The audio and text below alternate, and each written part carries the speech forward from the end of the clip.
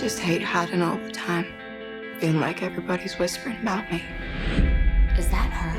My mama says her whole family are Satanists.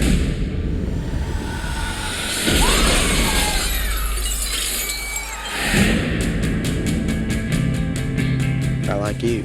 You don't know anything about me. My family's different.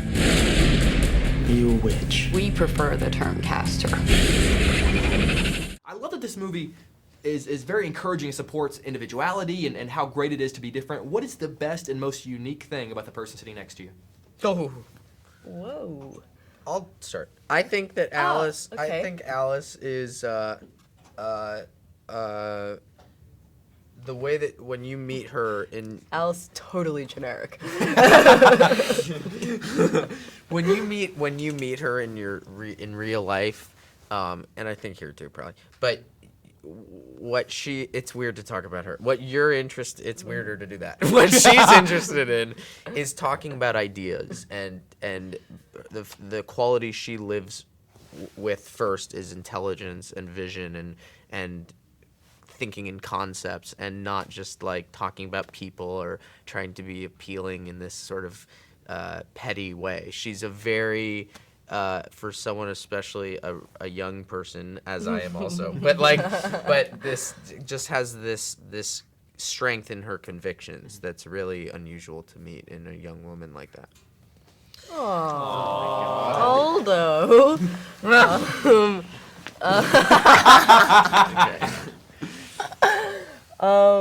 God, I was gonna be all fluffy and say We should have laugh. just done a joke thing. Yeah. I think to meet someone like Alden with a work ethic like he has, and seriously, the sort of ambition that isn't just ego is pretty amazing. You're an impressive young man, and I'm not gonna do what you did, and I'm gonna keep my face, try and not, because also I can't move that much in this dress. Right. And the chairs don't help either. But I talk about it on Twitter, coming out and talking to you guys and seeing this movie, and it just went crazy. People responding and talking. Really? To me. And the big response was they better not screw it up because so many people love it. So I was wondering when you were growing up and what was that book to movie adaptation that you thought, you know what, they better not screw this up. I'm trying to remember what's been adapted. There were, I just don't remember right now. I still need to see On the Road, which was a book that meant a lot to me when I was in high That school. book is amazing. Yeah. Actually, I haven't seen it either. I haven't seen the movie yet. We'll hang out. We'll go. Afterwards, Yeah. What else? My favorite adaptation into a movie is To Kill a Mockingbird. That I think is And just you were just perfect. sitting in the not even womb. I don't even. Not even okay, close not to even Yeah. close to. I was a Where was your twinkle in mother? my grandfather's eye. That's a movie they got right. They got that right. And it's perfect. I mean it's perfect. I want to watch it again because I want to know how they did that. I just think Gregory Peck was the Yes. perfect. Atticus, man. That's amazing. That kind of casting is. That's to me incredible. what is special when an adaptation really works is that the characters are never going to be what you imagine them to be because every person has a different imagination, but they can embody the spirit that's in the book, and hopefully this film I think does that, and in a way become the face of like the feeling of something but then you always have your separate personal way you interpreted the book. Margaret Stoll and Kemi Garcia wrote Uncle Macon as Jeremy Irons. Right. With So him in he's mind. dead on. Yeah. Yeah, exactly. So they got that one right. Yeah. When we do Junket sometimes you always see the person is like, well, he's wearing a green sweatshirt. In the book, he wasn't wearing a green sweatshirt. When I turn 16, my parents will be claimed for either the light or the dark. You think you can keep Lena so good, so innocent? Wasn't I the same before I was claimed? And look at what I am now. You are so amazing as a siren that can tempt people to do bad things that they wouldn't otherwise normally do. So I was wondering, what is the worst temptation you've ever had in this business to do something bad? Oh. Well, in my nightmares, I've had, dreams about Nancy Kerriganing another girl to get a part that I wanted, but I would never do something like that. I don't think I really have the competitive edge, but it's fun to play a girl like this. But I would say, do you really need to? I mean, obviously you're doing okay. You haven't. Of course, but there's always that one thing that you want that you're like, if only she would get, like, Ebola. Right? Yeah. Next time we see like an actress comes down with Ebola, then we'll know know it's what me happened. We'll working know my where it came magical from. powers. Right? I love it. Now I love that there's kind of an understanding amongst the casters that mortals will just never understand them. There's a thing, they'll never understand who we are. So I was wondering, as just a normal, regular guy, what is it about being an actress that I will just never understand? That it's really not that glamorous. Really? No. That surprises me. No. It's so much traveling and downtime and so much time in our sweatpants before we get into character. And especially in this movie, we were shooting in New Orleans. It was so hot. I think Emma Thompson and I were just dripping sweat underneath our big gowns. Sexy. Oh, delicious. Do you appreciate those moments more? Do they make these moments just a little bit sweeter? I think anytime that you're proud of something that you get to, show it to people, and it was so fun making this movie. I, got to play this bad girl in this fast car, and so I'm really glad to share it with people. Right, for sure. I loved the dinner sequence so much because I like this idea of like the family sitting together and interacting with each other and how just wild and crazy it gets. Of all the characters you've played, which one do you think would be the most fun to sit down with that character and the family to just see how dinner goes with that group? Ooh, I'd like to put all of the characters I played in one room and watch them fight it out and see who won. I would think the girl from Fiona from Shameless is gonna win. She's just got that street smart. She could beat me up. She's not scared to just claw your eyes out. She's fun. And that's what makes her kind of hot. Kinda, yeah. She's vicious. Yeah. I like it. It's a great show, by the way. Gnarly. I didn't want to geek Thank out, you. but it's a great show. Thank you. But I wanted to just really quick have a little fun and give you a taste of what it feels like to be a siren, because you get to essentially have a guy do whatever you want at at your very whim. Mm-hmm. So for the next 30 seconds, you get a little taste of being a siren. I will do absolutely anything you want me to do. Okay, you should do a rap, do some kind of rap or song while doing that. That is literally the most difficult thing I've ever seen. Okay. In West Philadelphia, born and raised, on a playground is where I spent most of my days. Chilling out back and relaxing all cool, and I'm shooting some b-ball outside of the school when a couple of guys... Okay, That's amazing. Right? I feel so powerful. Tell me that's happened in the past 2 days. That is not. Did I succeed? That's amazing. Challenge. She challenged me to ask a question that she hadn't heard all day. Excellent. I enjoyed that. You're very welcome. Have a good day. Thank It's you such a so pleasure to meet you. much. Take care. See you later. Thank you. It's hard not to give you a round of applause. I don't know what I'll be. I have 75 days left, Ethan.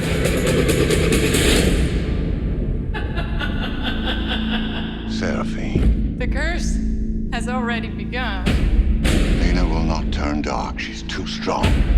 She's going to be more powerful than either of us. She will lead us all. Toward what? Mortals have run things for long enough. Lena will put an end to them. One of the lines I love in the movie is what someone says to you. They say that your powers are waning because you're pretending to be someone else. And I was wondering, as a man who makes his living pretending to be other people, which time in which you did that had the biggest emotional or physical toll on you? I think probably when I was making Lolita, Really? Why is that? because it was such an edgy subject, and one was constantly reminded that what you were doing or apparently doing was against the law, and so we had to constantly make sure that everything was completely above board and legal, and we could never be sued, and it was just wearing. I'm sure. On the other hand, the character himself, Humbert, knew that the relationship he was having with this underage girl was illegal and was wrong. So it's quite useful. I could use the wearingness of the reality in the character. Right. And I love that you have this power to show people a future that may or may not actually be happening for them. And I was wondering if you could flash back to the 16-year-old version of Jeremy Irons. What would be the biggest difference between the future you thought that you saw happening for you and what actually ended up happening? Well, I don't think forward. Mm-hmm. So when I was 16, I had no idea. I just would think about how I was going to get through the next day. But I had no idea what I wanted to do. I didn't know I wanted to be an actor. Is that a conscious decision not to think forward? Is that something? That No, it's just the way I am. I tend to live in the moment. It's quite a pleasant place to be. Although sometimes if you're finding the moment really difficult, you do think forward and think, well, tomorrow I'll be on the beach. It'll be all right. right. If you're going to be on the beach. Yeah, exactly. Tomorrow I won't be. I would say fingers crossed. Yeah, hopefully you will. But unfortunately, if you come through Houston, you can come hang out, have a comfortable fold-out couch. That's nice, but no beach. We have a. I mean, we're on the coast of Texas. We have what we call a beach, but not like they do here. Yeah, I understand. Unfortunately. But I do love your character is very protective of the kids in this movie and has to shield them from the dark side of life. And I was wondering, when you work with young actors like this, what is an aspect of this business that you would like to shield them away from? Well, strangely, my son, Max Irons, is about to open in The Host and is making a series at the moment called The White Queen, which will go out on Stars, I think. And what I want to shield him from is the tendency in this business of eating people up and spitting them out, and allow him to create a career which will have longevity, a career which involves theatre, modern theatre, classical theatre, and really good writing, and not to chase the fame and the big bucks. I would say fame brings you nothing except for big bucks, and big bucks brings you nothing.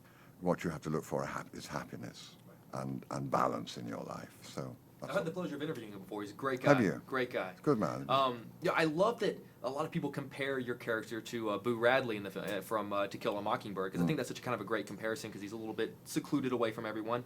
If you were going to be compared to any sort of fictional character out there, which one do you think that most people would say, oh, Jeremy Irons, he's a little bit like this guy? I have no idea.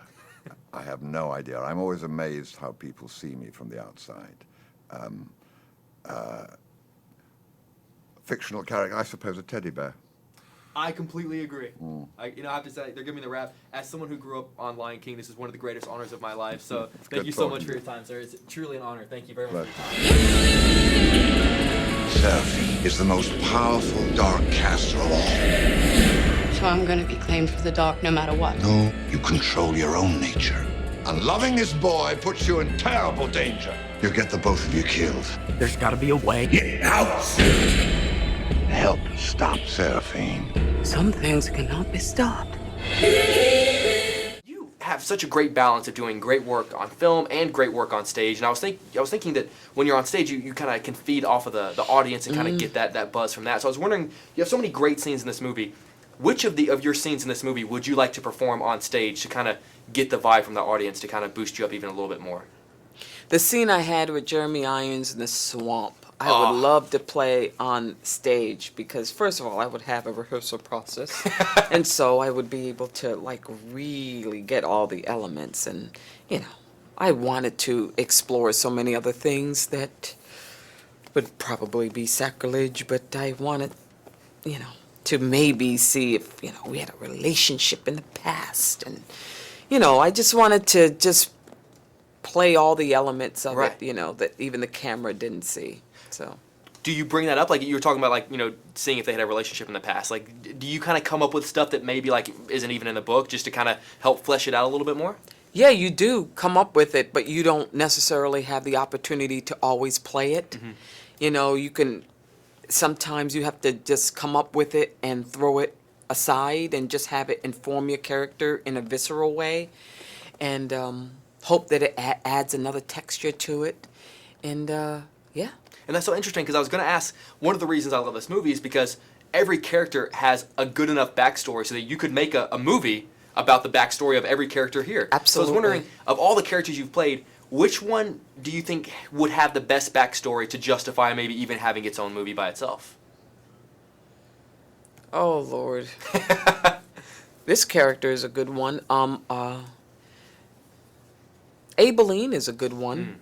I would love to see her story. Her past, in the book she talks about how she was a great writer and how her teachers always encouraged her, but she dropped out of school when she was in the 5th grade to help her mom. And I think she has a story because I think that she has a future. I agree. That's great. She has potential. That's great. I'd love to see her with her son too, because I'm fascinated with that relationship. I was reading that your character in this movie is a combination of two characters Yes. from the book, which I find fascinating that a writer can do that, combine two characters. Of all the characters you've played, if you were going to combine two of them together, which one do you think would make the most fascinating combination? Abeline, and then this character that I played in Law and Order: Criminal Intent. Her name is Teresa. I forget the last name, because she was a murderer. Right. I would think that a murdering maid,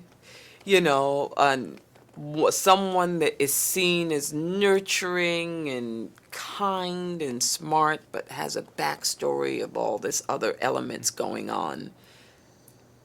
The You magic. haven't seen it, right? I'm going to air this interview, and in a few weeks, and when you get a call and they say, Viola, we have a pitch for you. It's nothing you've never heard of before. You remember this because we created magic. Yeah, we sure did. In this moment. You're a writer. You can write it down right now. I will. I'll write it for you. But I love this idea that a family kind of passes on responsibility and passes on things from one generation to another. And I was wondering, what is something that your family's passed down to you that you feel most responsible for? Oh my God. They have passed down to me a great sense of having to care for people who have less than. Now, sometimes they've done it in not so good of a way, in like a really codependent way, but I have such a sense of it not being about me, of always kind of paying it back. It's my mom always does it to me because she did a lot of community service work. So I really feel a great sense of responsibility to people back in Central Falls and all of that. It's like almost my mom doesn't even want to hear about my accomplishments sometimes. She's like, so what are you going to do for Central Falls High School or whatever?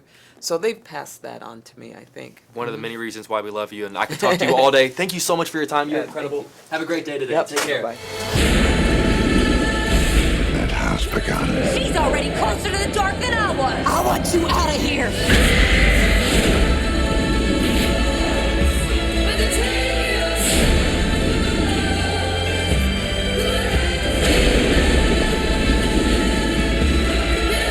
There's darkness in you. Don't you try and deny it. Accept it, sweetheart. Be with me. We can rule over a new world. Our world.